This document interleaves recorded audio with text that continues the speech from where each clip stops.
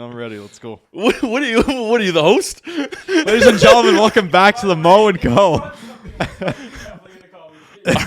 Are we already I'm rolling? for sure calling you Jamie. Yeah, you know what? Yeah. Leave it in. Who cares? There's no way I'm not calling this guy Jamie. We are back, episode 2 of the Mo&Co Show. We got our co today, Mr. Nags. Yo, everyone, give a round of applause for Nags. Thank you, everybody. Thank you. Round of applause. Thank I mean, you. that hoodie might have to come off at some point, but you know what? We're buzzing out the gate here. I thought you were applauding me because of the hoodie. Ooh. And what is thy said hoodie, bud? It is our year hockey, ladies and gentlemen. It is a Maple Leaf brand, and I appreciate the applaud because I am a brave man wearing this hoodie with a new haircut. With the new haircut, but most importantly, with the year that the Leafs are having this year. It is what we call a stinker year, but Is it because they're drinking too many of those pinky drinks there? okay, you're getting into this early, aren't you? This guy, man. You put that request in. I'm grilling you for it, bud. Listen, my girlfriend's got me on them, and they're great. I love Don't Judge. And the Aritzia. And You know, this guy's the one 3 espresso shots in his large at 8:10 at night. We're filming at 8 o'clock at night, guys. So Yeah. we are wired. He had a power nap too. Yeah, so and then this guy goes, he has the audacity to go, yeah, I'm watching the full rerun of the Habs game. is that psycho? Is that lunacy? Like, is that lunacy? like he's Doug Armstrong looking to trade for Caden Gooley at the deadline. Like, dude, relax, man. Is that lunacy? Would you ever do that with the Leafs? Or? No way am I watching a Leafs rerun. No shot, dude. I'll watch the highlights on Sportsnet. 20 minutes, I'm in and out. I got stuff to do, man. Leafs for cinema, eh?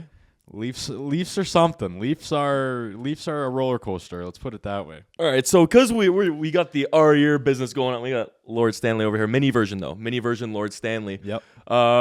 You got Illuminati on the team. You got a bunch of guys on the team. Walk me through like the vibe. Like last year, the vibes were high, and honestly, I genuinely think this is like the year where you could guarantee they're not doing anything. Yep. But then again, like that would be so Leafs if like this was the year that everyone's like, yeah, they're not even making playoffs, and all of a sudden they might win a cup. So what do you think there? The boys aren't winning the cup this No. year. I'm trying to pump your tires. Listen, let's just come out of the gates and say they're not winning the cup. But I will say, every year is our year. Shameless plug. We've been parade planning since 1967. Nice. And there's always some hope in Leafs Nation. There's always they've won 2 out of their last 5, but it's a 2-game winning streak, even though we lost 3 games before winning 2 games. Nice. There's always something, and now Dennis Hildeby. This guy is supposed Beast. to be Hildebeest. legit. I was searching up his rookie card last week. They were going for pennies on the dollar.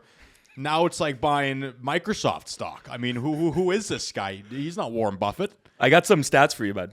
I got some Hildeby stats for you. So first ever shutout for the kid. Is this Mo&Co or Elliot Friedman and Co? This guy's throwing numbers at me 2 minutes into this. I love it. So Hildebeest, Yes. 2-2 with a 2.15 goals against average, and 936. That's a heater. Sorry, for Hildebeest. Sorry, what page is that on? You're not Mo. You're Co. Okay, so I'm not even supposed to look at these then. I mean, if you want, by all means. No, you know what? I'll raw dog it. That'd be.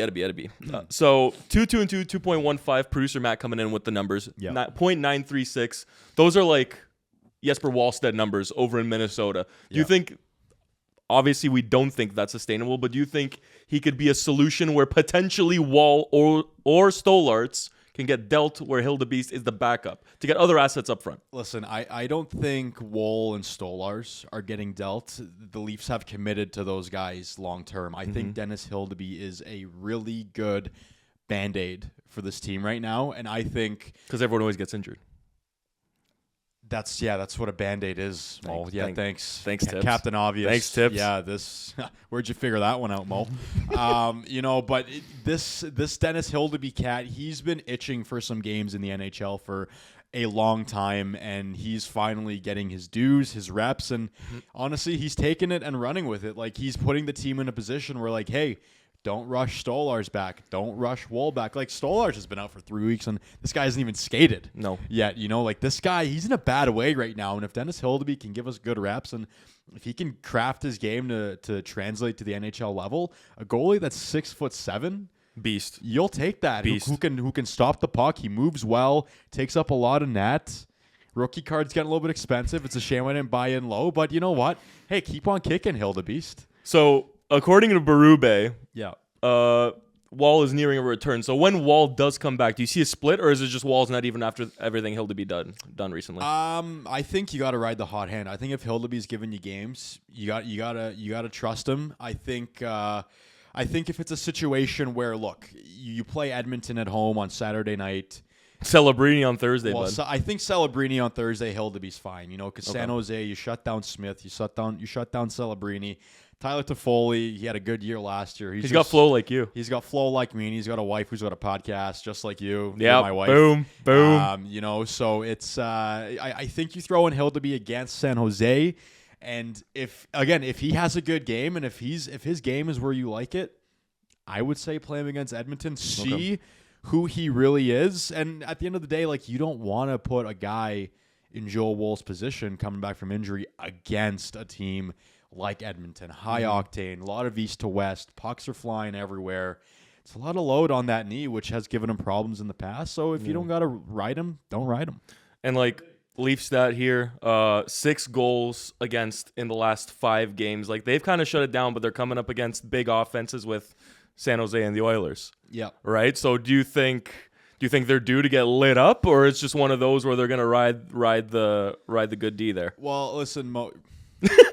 You like that, eh? You like that. Sorry, that's just You like that. Hey, Jamie, can we pull up what that means? Ride good D. Can we just pull that up really quick? I think it comes down to, you got to make sure that you don't fight fire with fire. You don't want to get into a shooting match, into a goal scoring match with McDavid, with Draisaitl, because with all due respect to Matthews and Nylander and Nyes, they are not McDavid, they are not Draisaitl, and those guys can take over a game. I wish Matthews could take over the game Once like he upon a used time. to.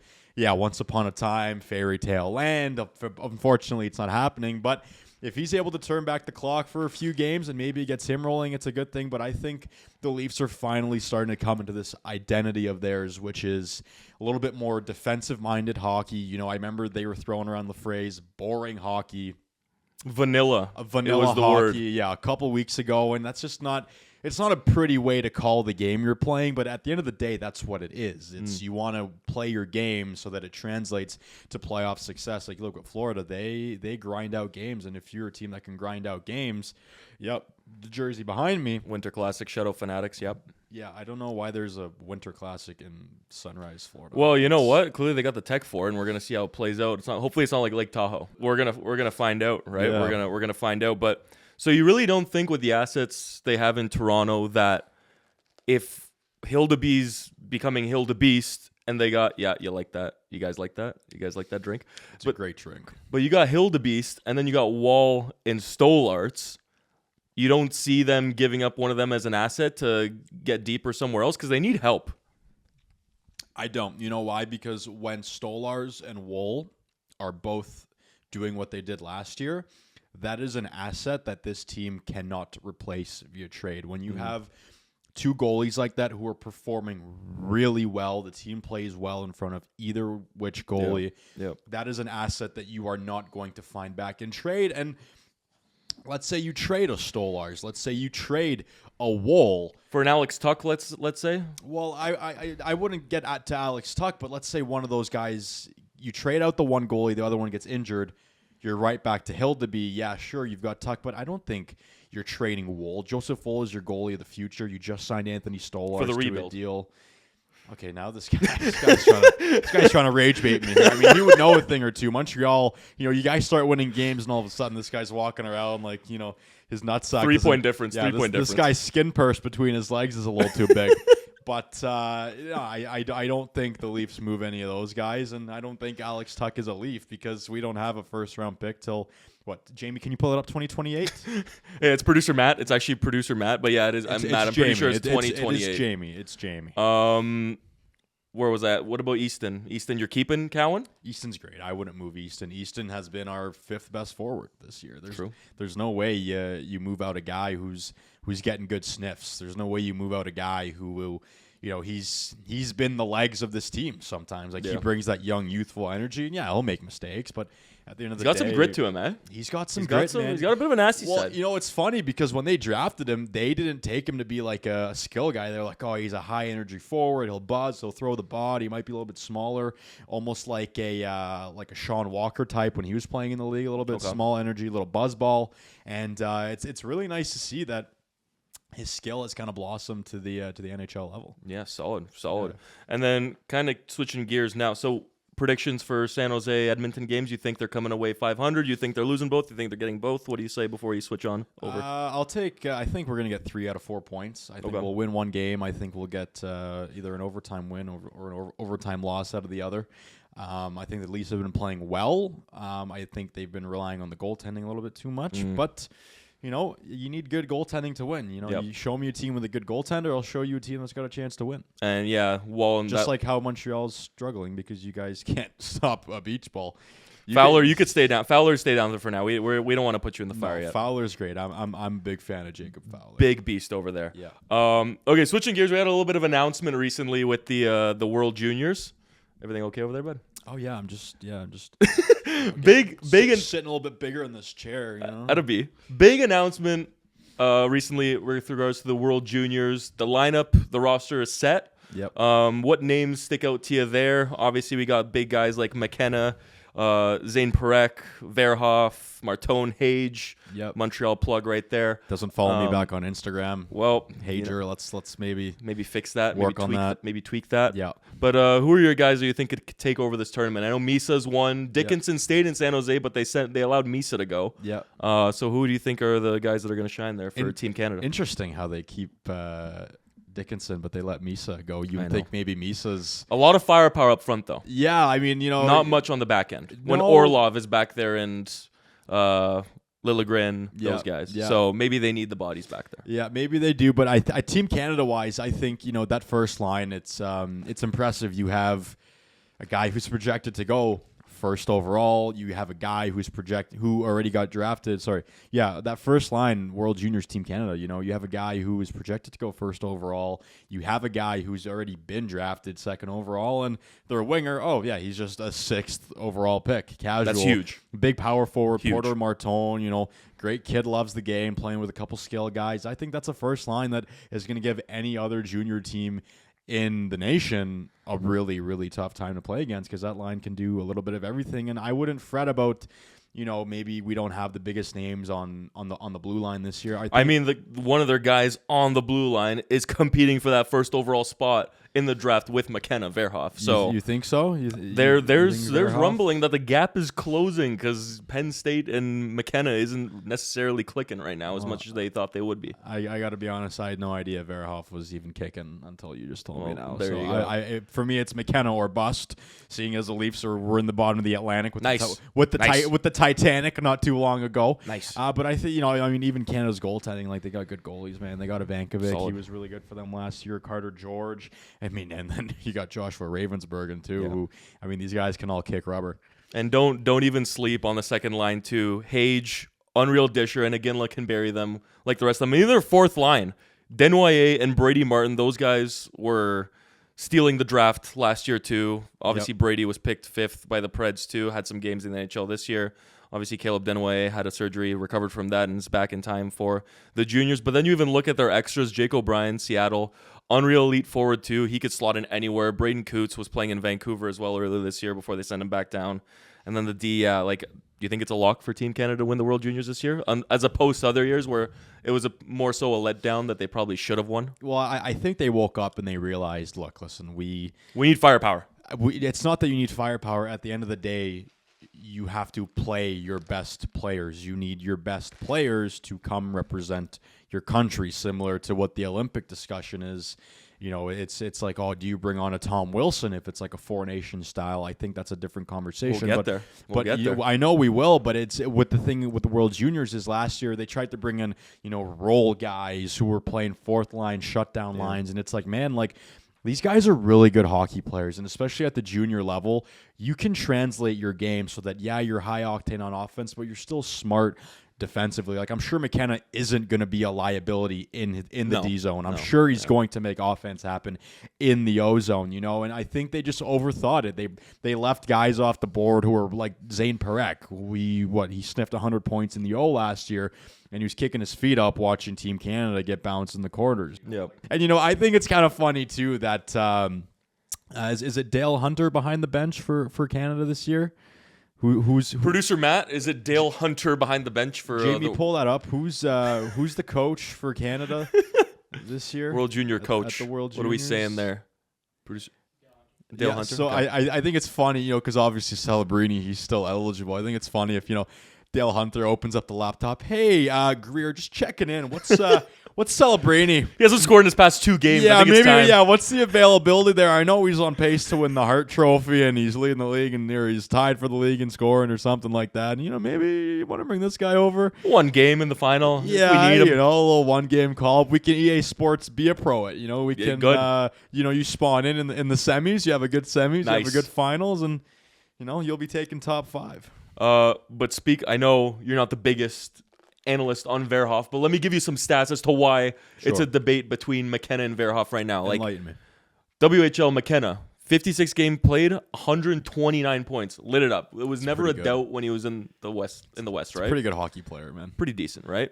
But with Penn State, he's now tied for 30th in scoring, 16 games played, only 18 points, only 4 goals in that span. Whereas Verhoff is a beast. That guy's huge. Yep. 2-way defenseman too, also at that. 16 games played, 11 points for North Dakota this year. And last year in the WHL, 63 games played, 45 points as a defenseman with 21 goals in that. Okay, well, the difference. So they're looking at him like a Aaron Ekblad type first overall, like generational kind of defenseman. Won't run your first power play, Yep. but he'll be your guy that can crunch 30 minutes a game. Well, I mean, that's really valuable in this day and NHL. You know, a guy who can munch 30. Like, you look at Schaefer, this guy steps in and he's crunching 26, 28 minutes a night. Like, dude, Patty Roy is leaning on that Schaefer guy. But I think the difference you're seeing there is that in the NCAA, you're playing against men. Bigger guys, You're yeah. playing against bigger guys. It's a different game. It wasn't a problem for Celebrini, though. That's why there's concern. Because he stepped into the same age and produced an elite level against better teams. Yeah, yes, but I think you realize that, you know, McKenna could be a guy where, you know, take McKinnon, for example. First few years in the show, God, is this guy going to pan out to be what he was supposed to be? Let that guy get used to the game. Yep. And look, it's at the end of the day, it's not the end of the world. Let McKenna get drafted.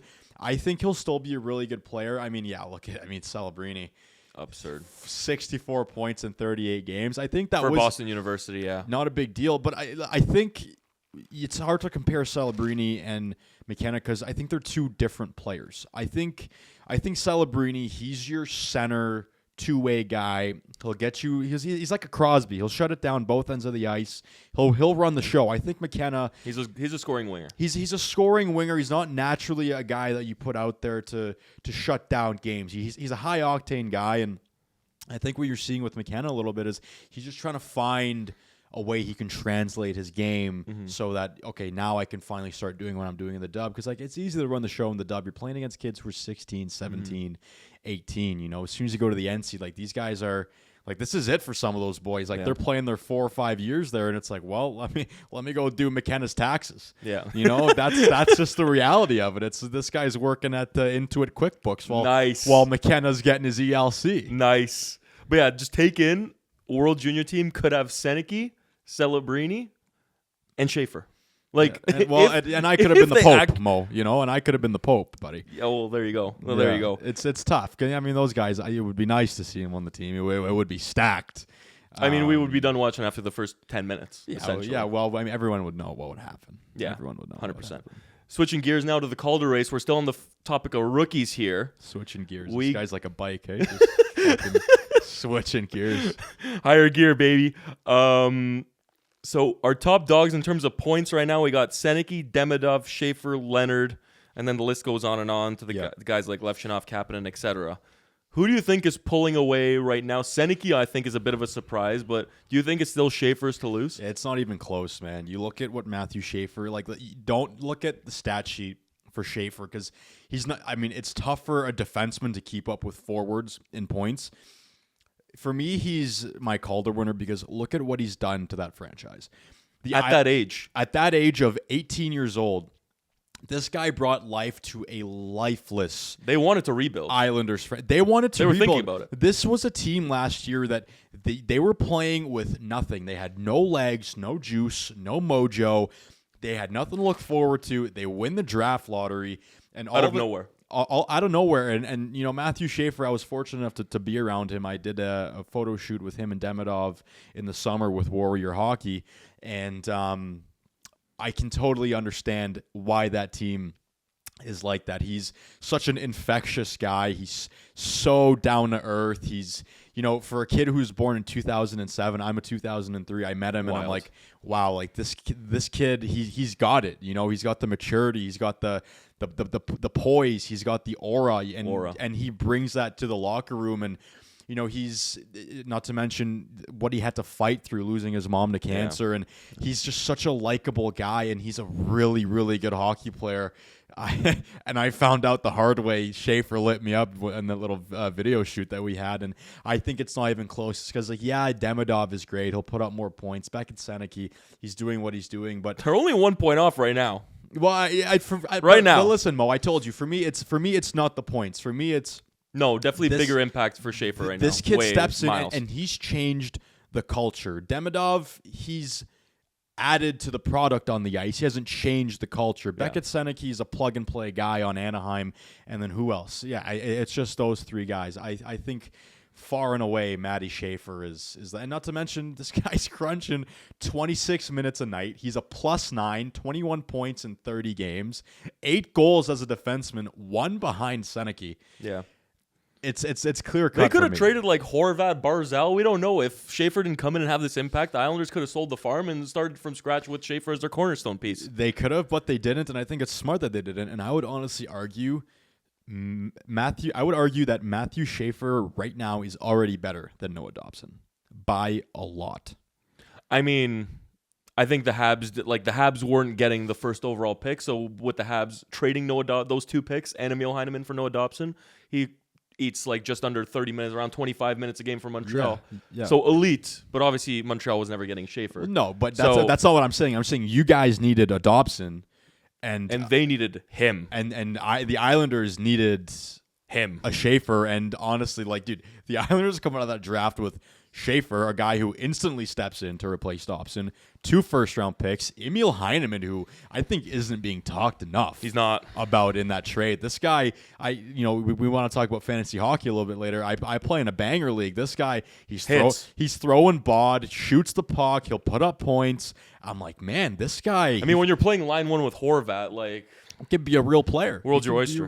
World is indeed your oyster, and it's I know the rule is you never wear a jersey of a player who's younger than you, but I gotta tell you, man, that Matty Schaefer cat, I would honestly love to wear his jersey. Does Matthew Schaefer have a chance of making the Canada Olympic team? You would say 100%. I think you have to give him a look.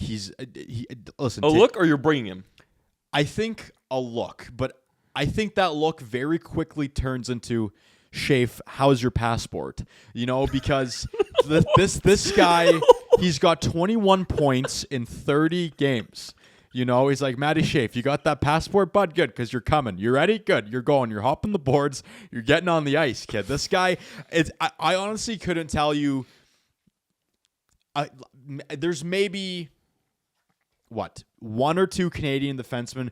And the only reason why I would have them ahead of him is because of experience and age and just. Who are you talking about? Makar and who? No, Makar's there. Makar's staying. But then you say there's 2 better. Yeah, because I think right now Schaefer's the 8th defenseman. I think Schaefer is the 8th defenseman on the Team Canada Olympic team. I think he would be behind a guy like, for example, Drew Doughty. I think Drew Doughty's I think Drew Doughty's in the top 4. Maybe not even Drew Doughty. I would say guys like Parayko, Sanheim. I would say you take him over a guy like Montour. When you're looking at like guys like Montour, Schaefer can impact the game way more than Montour. Montour, don't get me wrong, elite offensive D, but you can't discredit. Team Canada does not Need more offense, bro. Yeah. We've got Crosby, McKinnon, McDavid as a three-headed horse. By the way, Morrissey and Shea Theodore as a D pairing is absurd. Yeah, right. Tell me about that. Pretty good. What do you think about Nick Suzuki on 3C there? Great. I love that line. Good. Celebrini. So, dude, listen, I don't like the Habs. I like their players. That's my. Ooh, I like that. That's my thing. I don't like the that. Habs, but they have really good players, man. And listen, I'll sit here and trash the Habs all day. I will do it proudly wearing you this for that. our year crest on my chest. But you guys got some players, man. You guys have some players, and I have a lot of fucking papers here that I'm navigating. Yeah, seriously. While you're navigating that, I do want to tell my Maddie Schaefer story. So, that wasn't even it. No. Shoot. I was fortunate enough to meet him in the summer again, as I said. So I went to this Warrior shoot, and we're all doing our thing, and Maddie Schaefer rolls in, and it's like, hey man, nice to meet you. I shake his hand. Great kid, loves the game. You know, this guy, he is your stereotypical high-level hockey player. Between takes of the shoot, he's like finding a puck to stick handle with. He's, at the end of the day, he was like, oh, he's an NHL player, but he's a kid. He's an 07. He's a kid. He's a young man. Unit too, eh? Dude, big guy, and this guy, he's jacked. He's in good shape. He is shredded. He's in good shape, and it was really nice to meet him, and we almost became boys at the end of it. Like we did a couple of videos together, and I learned that he's a really big guy he buys stock in bacon wrapped Oreos. He likes bacon wrapped Oreos. Matty Schaaf, the Schaaf daddy, likes bacon wrapped Oreos. Have you tried it? Haven't, but I'm hoping when the Islanders are in town, I might go for warm ups, and I'll be like, hey Schaefer, brought some bacon wrapped Oreos. He's not saying no to that. No way. He's not saying no to that. I know Schaefer's weak spot, and it's bacon wrapped Oreos, baby. Let's go. And I'm taking advantage of that, and he's such a good kid, and pleasure to be around. And I was not aware of the sizes that Warrior has for their chest protectors. I was given, because I wear Vaughn, and I was like, yeah, give me a medium. I put on this medium-sized chest protector. Dude, I am a tank. The Rock. This thing is way too big. I can't move in this, and I got Matthew Schaefer coming down on me, taking shots and breakaways, and it's so funny because, dude, I'm huffing and puffing. I'm trying. I'm like, okay, make a save. And I'm making some saves. I'm kicking, but he's scoring more goals, obviously, than I'm making saves, as you would expect with Matthew Schaefer. Yep. And I skate over to the side to get some water. He's like, hey, Nags, how about you start trying? Ooh, dig. Because he thought I was just going in there for a warm-up, and I'm like, Schaefer. I'm like, yeah, I will next time. In my head, like, dude, I'm trying. I am trying, man. Like, I don't know what you want from me here. Tank. Yeah, like, I'm taking out the angles. I'm like, I'm trying to move in this chest protector that's too big and the pants that are too big, and it's gear I've never worn before. And this guy's just picking corner after corner. And just a really good kid. We shot the shit. He's at the end of the day, he's one of the boys, super down to earth guy, and then I got nothing but good local things. kid too. Like, we're from the GTA. Local kid. You know what's funny? At the end of the ice session, I was like, "Hey, Schaefer, you spending your summer in Toronto?" I was like, "Yeah, I'm in the area." I'm like, this was such a Hail Mary. I was like, "Yeah, well, if you need a goalie in the summer to train with, let me know. Give me a shout. Give me a shout." I fucking tossed up a little Hail Mary, hoping someone catches it. And he was like, "Yeah, I'll let you know." And boom. And can confirm, did not let me know. Well, you didn't show your top game clearly, eh? Well, it was a lot of variables going into it. It was hard, but new chest protector. And side note on this whole story, Demidov was just there the whole time too, which was pretty cool. Was he silky out there? Demidov is silky, man. It's so funny. So there's a Warrior. Actually, I don't want to go into too much detail because I can't reveal too much, but. This guy, like, Demidov was in his own world. Like, they were mid-recording a scene that Demidov had to be in, and this guy just skated off the ice to change his skates. He's not comfortable. Just like the camera's panning over to Demidov. Ivan, where's Ivan? And they keep on trying to find him. And this guy's just skating off the ice. Russian accent. Give me a second. Yeah. In his own world. Coach, I don't like skate. I have to change skate, coach. He's calling the video guy coach. It's a whole thing. Hey, it's not Marty out there, bud. It's not Marty out there. Considering we're talking about Olympic Team Canada in a way, and we're talking about teams in the East with Demidov Habs, Schaefer Islanders. Let's talk about the Capitals. Those guys are on past 10 games. You know what the record is? You want to talk Wash? We can talk Wash. Let's talk Wash. 8-1-1, top of the East for the Washington Capitals. When I saw what they did last year, I'm like, that's a fluke. They're not doing that again. Agree or disagree? Disagree. Well, clearly. Fucking clearly. Disagree hard. I'll let you finish your point, but I disagree hard. 18-9-3 record on the season. Obviously, we're filming this midweek on the 9th of December. Uploaded it first thing in the morning, not a big deal. Ovi, 30 games played, 29 points. It's almost like that's your job, eh? Workhorse over here. Yeah. 30 games played for Ovi, 29 points, 14 goals. That guy's not slowing down. And then Doesn't stop. the guy, arguably, that runs that whole team, Tom Wilson, 30 games played, 32 points, 17 goals, 3 more than Ovi. It's safe to say Tom Wilson's making Team Canada for the Olympics, right? I don't think it's safe at all, actually. I think it's tough because if you want Tom Wilson to play his game, you need to let that guy run around a little bit. Yeah. And the problem with the Olympics is they do not like when people run around. They've made that very clear, very obvious in previous years. And I think for a guy like Wilson, he's an energizer bunny. Yes, he puts up points, but he puts up points because of the space he's able to create with his physicality, with his presence, with the X factor of, oh shit, I know what might be coming if I rub Tom Wilson the wrong way. In the Olympics, there is none of that, right? So I think that takes away from his game a little bit, but I think that's what makes him so effective at the NHL level. Mm-hmm. Is he just creates space for himself and for his line mates as well, because everyone knows what to expect. Like, hey, head on a swivel. Tommy Wilson is out here. You know, you gotta play smart a little bit. You know, sometimes if there's a loose puck in the corner, a guy might not be as encouraged to go for it because 43's coming steamrolling down the half wall. But maybe in the Olympics they go for it because they know they're going to get a penalty call against them.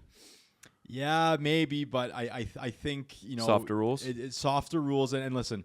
A good Canadian boy on a good Canadian team, those boys will stay disciplined and they won't find themselves in too much penalty trouble. But I think as much as Tom Wilson should be on the team, I just don't think he will, because I think there are better players for that role. So let's say Team Canada has a choice to make between the likes of, obviously, the guys that are on the outside looking in right now. I know I had this chat earlier with Ryan too, but I want to get your take on it. So now Tom Wilson's the guy that's not on the outside looking in, but he's in that conversation. You got guys like Suzuki, Scheifele, Bo Horvat, Connor Bedard's a big one, Celebrini, who I think personally is making the team. Yep. You got all these guys that are on the bubble. Who are the guys that you think? Because I personally don't think guys like Sorelli and Konechny, I don't know if they're going to crack the lineup again this year like they did for Four Nations. Mm-hmm.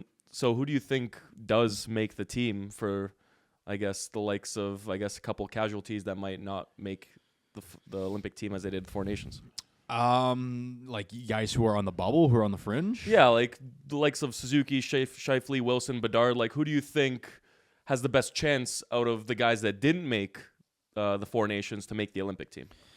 Can we pull that up on the? Yeah, producer Matt, can we see that that projected? On the jumbotron. On here? the jumbo, yeah, right over there. So interesting. They have Tom Wilson projected to make that team. I just, you know, I think again it's tough, but do you have Bedard there? Yeah, Bedard in a bottom six. I have Bedard. Honestly, no. I would play Bedard in a top six offensive role because that's what he's known for. Who are you kicking off? Hyman and McDavid. That's like listen, Hyman and McDavid is great. Celebrini and McDavid is a lot better. You know, I think Hyman, it's tough because he missed a lot of games this year. Yeah, I don't think Hyman's a lock by any means. No way. I think if the conversation is Hyman isn't a lock, I think a guy like Hagel isn't exactly a lock. Oh, I think Hagel's a lock. You think so? That guy crashes and bangs, and that guy's scoring goals for fun right now. You think so? Yeah, Hagel's a lock. I think Sorelli's not a lock. That's why we don't see him there. Yeah, no, Sorelli, I mean, listen, he did his job really well in Four Nations. For me, it's wishy-washy, man, because this Team Canada can go so many different ways as far as building this team. They can go high-octane skill. They can go high-octane offensive two-way play that can still shut it down in the D zone. You know, it's a matter of if they want to bring role players. And I think this team is so good. I don't think they need role players. I think a lot of us are overthinking this because... Is Wilson a role player, though? Because he's scoring.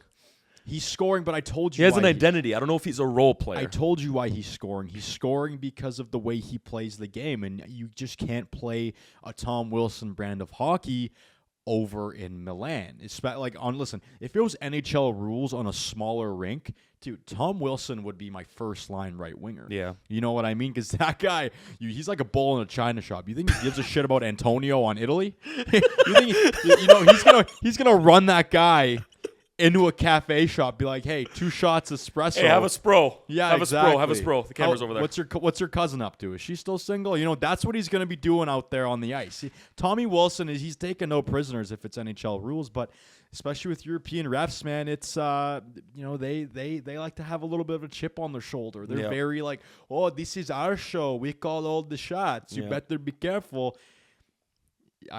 Tommy Wilson would love to have you.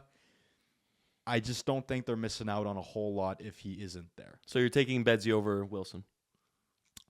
Yes, I'm taking Bedsy over Wilson because Bedsy he's a kind of player who can make things happen in the Olympic format. Okay, on that note, we will agree to disagree because I'm taking Tommy Wilson all day long. Listen, I'm taking him. I hate that I have to disagree because, again, in the perfect world for me, you take him. I take Tommy Wilson. I get you. I take Tommy Wilson. I get you. You know? Yeah.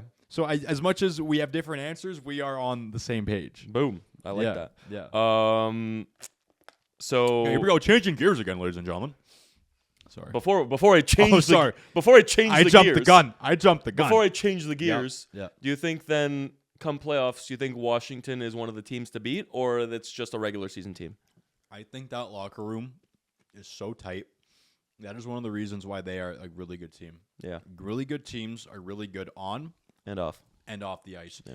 You show me a team that's going out for beers after wins. You show me a team that's got their own song when Spencer Carberry walks in and says, hey, we got 2 days off. Roll the clip, really funny clip. When a team is tight, we're not rolling the clip. it's all for one and one for all. And you know, everyone was saying, "Oh, they're only rallying because of Ovi." I think they rallied because of Ovi, and they fell in love with the process of that, of just being a unit, and they brought that into this year. And I think that's why you're seeing so much success with a team like that. And not to mention a guy like Spencer Carberry, Coach of the Year. You see all the clips about him. He's the best at what he does. Such a likable guy. He runs that team like it's the back of his hand. There wasn't never a doubt in my mind that Washington wasn't a legit player. And if they end up making moves at the deadline, sneaky cup favorite. Okay. Sneaky cup favorite. Now, speaking of the cup, yeah, there's all these, like, we got the Floridas who are starting to finally pick up some pace. Stop talking about Florida. We got Tampa Bay, who's somehow rejuvenated after a horrendous start. Not surprised. Not surprised? No. Right now, no Vasi either. They're on a bit of a skid, but honestly, they'll get out of it. Yeah. And on the West, Dallas, Colorado, Edmonton are finally starting to rebound after scoring boatloads of goals the past few games. Who's your cup favorite? That's tough, man. A lot of really good teams. You know, I think the obvious answer would be a Colorado. But my worry about Colorado is they are having such an easy season. You need to face a little bit of adversity.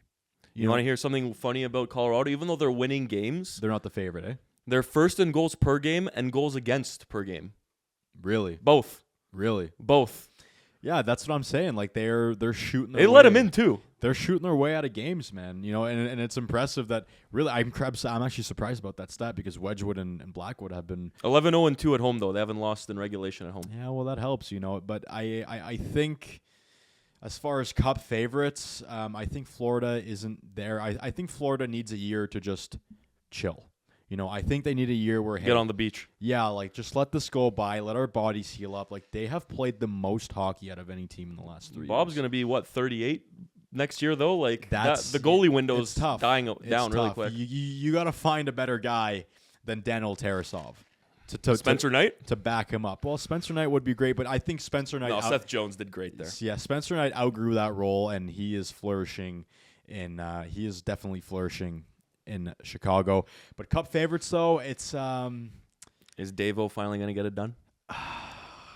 Not with Stu. Maybe Maybe Binnington if he goes. I think Davo does something. I don't think he does it all. I think cup favorites, you got to go. I really like Washington. I think Dallas is due. Think Washington would bounce Carolina unlike last year? It's tough because Carolina ran their show last year. Carolina did run their show. I think Washington knows they've got a good team, and I think they need to make more moves. Last year, I don't think they really muscled. They didn't up buy for the in. playoffs. Management didn't buy in enough. Sorry, no, they didn't. Sorry, Jamie, can you? It's the drink. It's the drink. Jamie, can you scroll down a little bit, bud? Just keep Colorado in the top. Producer Matt. All the way, a little bit more, a little bit more, a little bit more, a little bit more. Perfect. I think, I think. What's their goals against, Matt? What's Colorado's goals against? Oh, I thought they were leaking goals. Yeah. You Oh my advertise it gosh. like. I apologize, listeners and watchers. You advertise it like Colorado. I'm like, dude, there's no way. I read it as they score the most and let the most in. Hey, here. Hey, thanks, bud. Yeah, toss those Thanks, on. bud. Thanks, bud. Listen, I Cup favorites. Me and producer Matt aren't gelling like Suzuki and Caulfield right now. God, dude. These Habs fans find everything to relate to their team, bro. It is insufferable. Hey, you like that? You like that? Habs cooler, Habs hat. I'm wearing a by the Habs way, hat. like, what team do you cheer for? I see Florida. I see Oilers, Montreal, Toronto. I see Gritty. I see LA. You don't like Gritty? I see a whole lot of teams. I got the Arizona Coyotes. Yeah, you got to make up your mind, man. Like, you are all over the map. Cup favorites, keep it simple. I like Dallas. I like Vegas. You like Vegas? Dude, Vegas is always good. Marner? Marner revenge tour? Marner helps. And in the East, Leafs, nice final. Washington, Carolina, and give me, you know what? Give me the Rangers. Very sneaky pick with the Rangers. I know, like when they got Sullivan, I thought they were going to be rolling, but just turns out it's. Hey, they're starting to figure it out though. And shout out to producer Matt. Random facts: Rangers at home 3-8-3, on the road 12-4-1. I'll make sure they start the playoffs on the road, and you have no problem. There you go. Yeah, and I think they will, hunting that wild card spot down. Yep. All right, guys, we're just gonna take a moment here and talk about the Mo Cup, powered by Prospects by Sports Illustrated. Unreal tourney, the best tourney ever, obviously hosted by me. The cowboy hats are in the setup. AA and AAA come out to the Mo Cup May long weekend at Scotiabank Pond, the best facility out there. Hosted by me, Mo. Sign up now. Spots are filling up. Get your team involved. The Mo Cup, Prospects by Sports Illustrated, May long weekend. See you there. Shall I say, or dare I say, switching gears? Bing, bing, bing. Bing, bing, bing, bing. Bike has switched gears again, ladies and gentlemen. So, who is the most talked about guy that might get dealt? Who at the trade deadline? Nah, not even a trade deadline, just bigger picture. Well, I mean, elephant in the room, Quinn Hughes. Quinny Hughes. Quiniship Hughes, ladies and gentlemen. The latest with Quinn Hughes is that Detroit is now a potential landing destination for Quinny Hughes. Yeah, well, listen, every team in the NHL wants Quinn Hughes, right? I mean, any team in the league will be like, hey, yeah, Quinn Hughes is a potential landing spot for our team. Yeah. Of course, you know. But you told me earlier, like, apparently Detroit is in on all three Hughes brothers. Rumor is that they would go hunting all three of the brothers. Yeah, me too. Yeah, dude, me too. Like, come on. That's 32 teams out of 32 teams want all three of those guys on their team. But then what do you make of Vancouver media, I guess, was asking Quinn Hughes about rumors with the Devils and stuff like that, even the Detroit rumors and stuff. Yep. He referred to the Devils GM by his nickname Fitzy instead of Fitzgerald. Yep. Isn't that kind of odd that a player is nickname dropping a GM of another team? Especially one heavily linked like that where both of his brothers are? I wouldn't look into that too much. The NHL is a league where all the guys know each other and it's fun. And listen, it's hard to imagine. This guy's one shoot with Schaefer. He knows the whole story about Yeah, exactly. And it's hard to imagine that, you know, Quinn's sitting at the Thanksgiving table with Luke and Jack and the brothers aren't thrown out. Fitzy this, Fitzy that. Tay McRae's at the table too. Yeah, I mean, that's a sensitive topic for both of us right now. Yeah. But it's hard. Like, every guy calls someone their nickname, whether if it's intentional or unintentional. Honestly, to me, I think you just got to rip the Band-Aid off with Quinn Hughes. Like, realize your team is, 1 or 2 points above Nashville for dead last in the standings. Like, that team is not in a good spot. Canucks, right? Matt, they're last, no? Are the Canucks last right now? Dead last? Don't they have the best lottery odds or something like that right now? Oh, no, they're just above Nashville. Yeah, they're just above Nashville. And, like, not to mention, I'm scared. Sabres stay hot. I'm really scared for Vancouver because you think about that JT Miller trade. That trade has kind of came and gone. Like, you look at what they got back. Philip Hedl, concussion injuries. draft picks. That might have been the dumbest thing in the past 5 years, trading JT instead of Elias. Yeah, that kind of went nowhere. And it's like you question, like, man, like you trade Quinn Hughes, your franchise looms in the return that you get from a team coming back. What if they mess that up? Then they were talking about trading Pettersson. I think they should just blow it up, honestly. I mean, what do you really have? Like, you're relying on Kiefer Sherwood to carry your offense? You know what I mean? Like, listen, Kiefer will give you 10 bangs tonight, and he'll give you a couple points. Well, I know, but that's not gonna carry you like McDavid. No, it's not. You're right. Kiefer Sherwood. You can't spell McDavid with Sherwood. No. I think even though I'm wearing Sherwood. I think it would be funny if the Devils traded Hughes and Hughes for Hughes.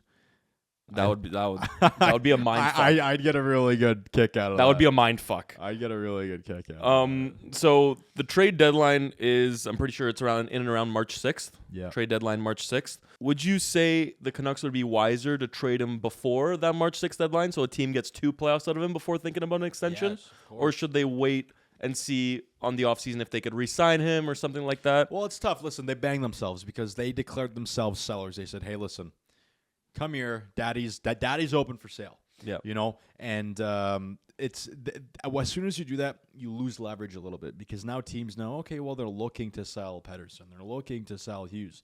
Immediately the price goes down. Immediately it goes down, not by a lot, because at the end of the day, you're talking about a top 10 player in the league in Quinn Hughes, and you have to also sign off on the trade too. So. Well, exactly, right. But I at the end of the day, the sooner you deal him, the more you can get back for him, because as much as they lost a little bit of leverage, you just tell them, look, the sooner you trade for Quinn, the more days you get with Quinn, the more we need coming back.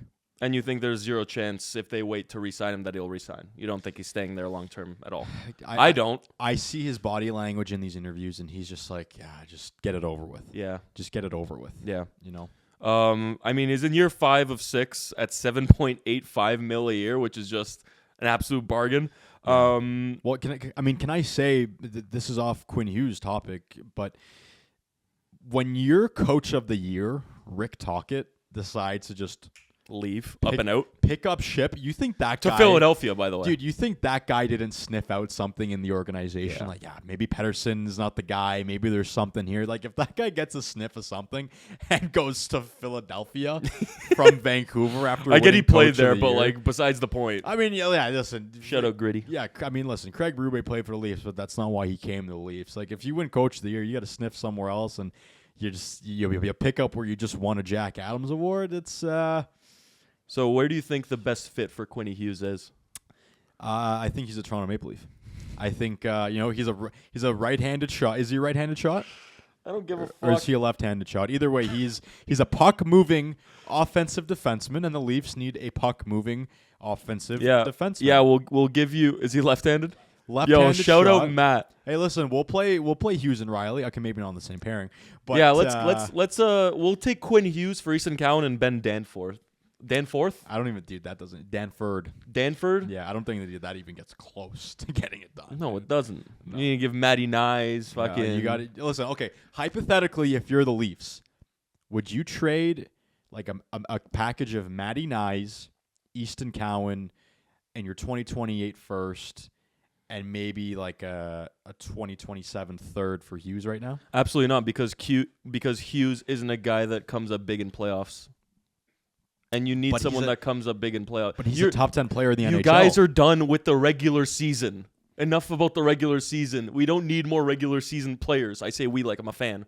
But like, it's time for you to get guys that show up in the playoffs. Quinn Hughes has been accused when the Canucks were in the playoffs of not being that A-list guy people are used to seeing in the regular season. Yeah. And Matty Nyes does it in the playoffs. Is that why we got bounced in Game 7? I think there's a lot of other issues as to why you got bounced. Listen, no, I'm joking. Matty Nyes is an incredible player, but I think if you're the Leafs, it's hard to say no to that because you are acquiring a guy who is a top 10 player in the NHL. That's honestly a decent package for Vancouver too in return. It is, and compared to what they could get, it's something to think about. What are New Jersey going to offer him? Dougie Hamilton, probably some draft picks. Simon Nemec. Yeah, no, I'll pass. Couple players up front. I'll pass. But I mean, never say never. Quinn Hughes to the Leafs. Never say never. Well, delusion right there. It's a lot of things. Speaking of your Leafs, there, I want to do a little segment here of Leafs versus Habs.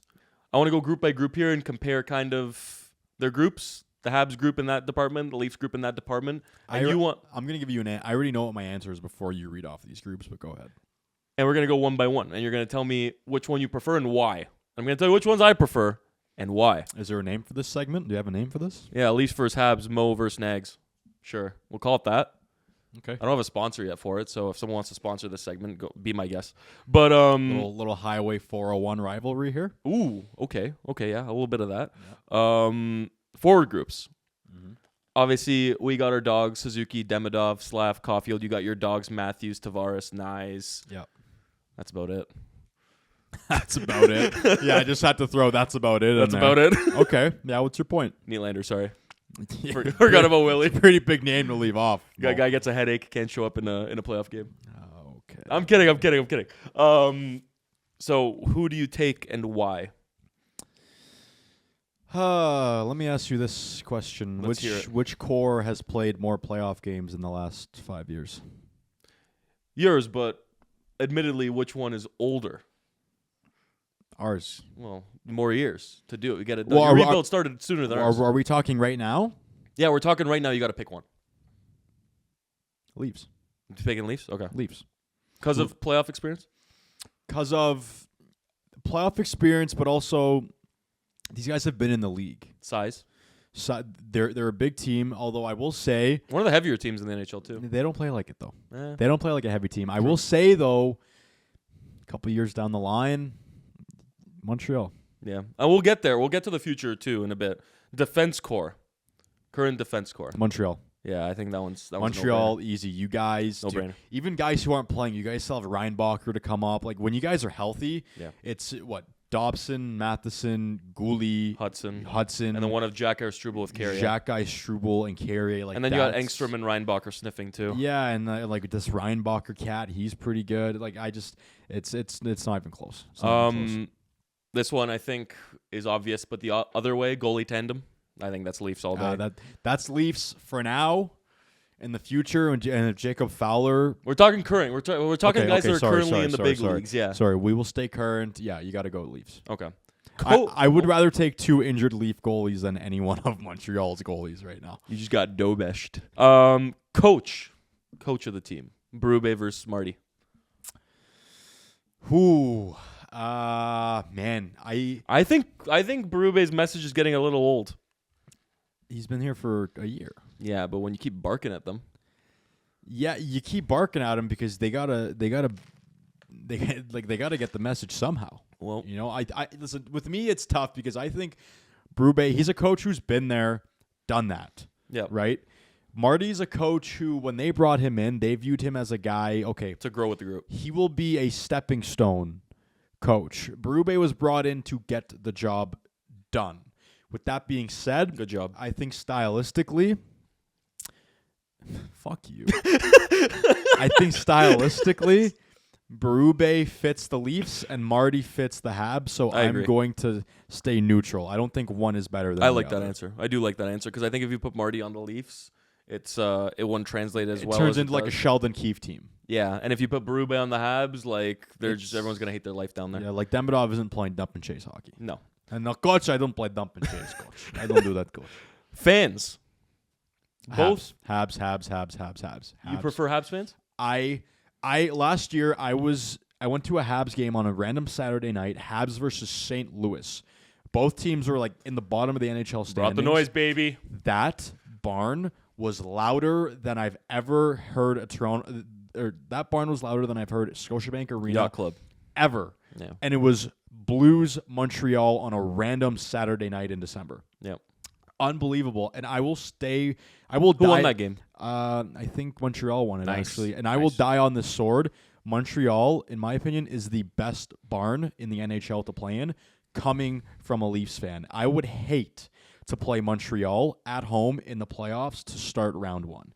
I would hate to go against Montreal. Washington got a good servant of that, but they pulled through. But well, that's okay. But but still, like I know from when I was younger, I remember it was Jack Campbell's first game as a Leaf. It was Leafs Habs in Montreal that weekend. They were coming off a back-to-back, and I will never forget when that game started. The building, Mo, was shaking. It was loud. Were you there? It was. I was there. I was in the building. It was shaking, and to me, I had just never experienced anything like that, and that's why every time I get the chance, I want to go and watch. We gotta go. We gotta Leafs go for a game. Leafs Habs game in Montreal. In Montreal, I We love gotta it. go. In Toronto, it sucks. I was at the home opener this year. Dude, So was I. Yeah. they were. We were sitting right next to each other, Yeah. and they were doing player intros, and it was just Pin like drop until Matthews it was came like out. what the even when Matthews came out, it was just Then a like, bit of a roar. Subtle roar. But it was kind of awkward because it was just like people were like, okay, well, we don't have Marner, so what's happening? Yeah, but get know? get Marner out of Toronto though. Got Marner out of Toronto though. Leafs fans suck. I'll be Coming the from the first man to- himself. I'll be the first to admit it. Okay, and for one of our last segments here, obviously you're a big fantasy guy. Huge. I'm a big fantasy guy. Producer Matt is a big fantasy guy. Can we all get a little fantasy league going next year? Maybe all of us. Me and Matt are currently facing each other, so we'll bring you in. Yeah, I'd love. We'll bring that. you in for this That for would be next great. fantasy year. Yeah, That'd be great. Matt approved. Commissioner Matt actually in our league. Thank Producer you. Matt is also Commissioner. Commissioner Matt. Love Yep, it. Yep. Is he one of those commissioners that makes like greasy 3 a.m. moves when? That's why he became. Oh, yeah, to that's why he prevent that. Yeah, Good. we had a greasy commissioner Good. before that was. You know what? I'll put my hand up. I used to be one of those guys in high school. I used to be a little dirtbag. I used to be, and then I matured, and then I figured it out. You grew can't- up. Yeah. You grew up. I'm still growing up, but yeah. I mean, good evolution with the drink and the Aritzia too. So we're getting places. Listen, I got some hair on my balls, right? That's all that matters. I'll start with my picks of the week. Where I think we're gonna go 2 players each. We'll go me, then we'll go producer Matt, and then we'll go over to you, bud. So for me, I got Sam Bennett. Florida seems like they're picking up a bit of steam right now. 6 points in the last 5 games for Sam. He's power play 1. Had a brutal start in South Florida, to be honest. With Matthew Tkachuk returning relatively soon. I say relatively soon, not next week, but by Olympics for sure. Then the top 6 will be even more loaded, which will give Sam even more opportunity to thrive up in that top 6 lineup. And my second pick, who producer Matt picked up today, Beckett Seneke on the Anaheim Ducks. He's on the second line there. That guy doesn't stop scoring. Just got an assist tonight, apparently, as we're recording. He Wagon. leads... Huh? Wagon. Leads the league in rookie scoring ahead of Demidov and Schaefer. And he has at least 1 point in 11 of his past 13 games, with 6 points in his last 5 as well. And even after all that, he's not even on line 1 or power play 1, and he's still producing at that rate. So who Doesn't need knows it. what would even happen if he got put on that first line or first power play. Yep. So those are my picks. I guess actually we'll hand it over to you, and then we'll go to producer Matt for his picks. So I made my picks based off the categories that I use in my league. So we count face-offs, we count peripherals. Okay. This guy, to start the year, was a sleeper. I have this guy. He was 15, I think he was 30% rostered when I picked him up. In our league now, he's 92. Yeah, in mine as well. Give me Bohemian Horvat. Hungarian last name, fellow Hungarian. I don't know if he's Hungarian, but he's got the Hungarian last I name didn't know just like Horvat me. was the last name. What Yeah. Hungarian last name, should I Yeah, say? it's Hungarian, and he wins faceoffs. He puts up points. It's the Matty Schaefer effect, It boys. is the Matty It's Schaefer the Matty effect. Schaefer effect. He's not doing this good without Schaefer in the lineup. He's not. You know what though? He's still very serviceable for me. My lineup. I love having a little bit of Bo Horvat. Because last year he wasn't the same player at all. No, last year he sucked. You know who also sucked last year? Who is now breeding Is this pick number 2? This is pick number 2. This guy is living off of the Connor Bedard effect. Tyler can't play with Austin Matthews on the wing. Bertuzzi. He can find a way to play with Bedard, and good on him. He is lighting it up right now. Fun guy to watch on the waiver wire. Don't have any space for him on my roster, but if you guys need a little boost in your lineup, a guy who might give you some unexpected scoring, Tyler Bertuzzi, not a bad pick. And I'm gonna go one more. Oh, okay. I'm throwing one more go, in there. Go. Yeah, while you're at it. I didn't put this on because I didn't see you guys had any goaltenders on here. Tristan Jarry needs to be given his flowers. I scooped this guy up at 15% rostered, and he has been arguably one of my better goaltenders this year. Great guy to have, and apparently might get dealt to Edmonton.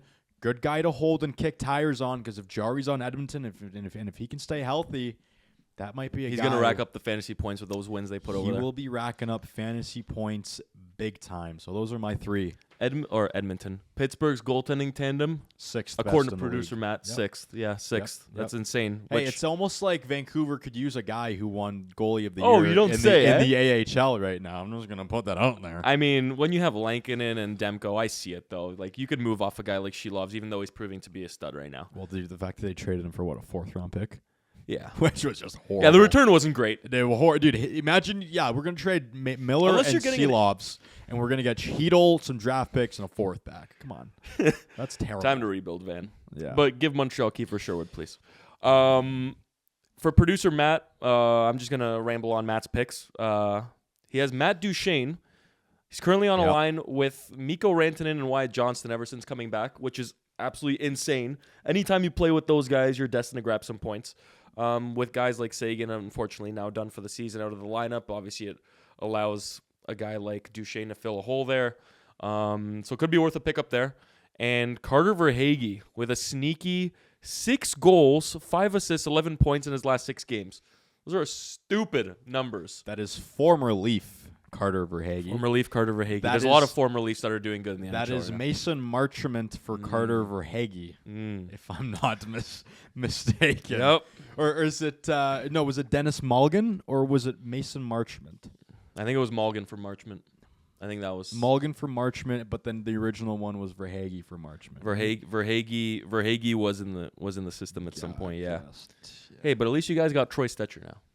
Hey, best waiver wire pickup. We're talking about waiver wire pickups. He in is a fantasy. waiver wire. How about sneaky, waiver wire pickups in real life? This guy's been our 4th best defenseman. Unbelievable. Which is weird. I was looking at Troy Stetcher for fantasy because I'm like, that guy scored like a goal and got a couple assists one game for Toronto, and I'm like, oh, surely this guy must be Not plus a fantasy 10 guy. plus 10% because he's getting points on the No, blue line. He was still 0. Not a fantasy. Still a donut. Not a fantasy guy. So No.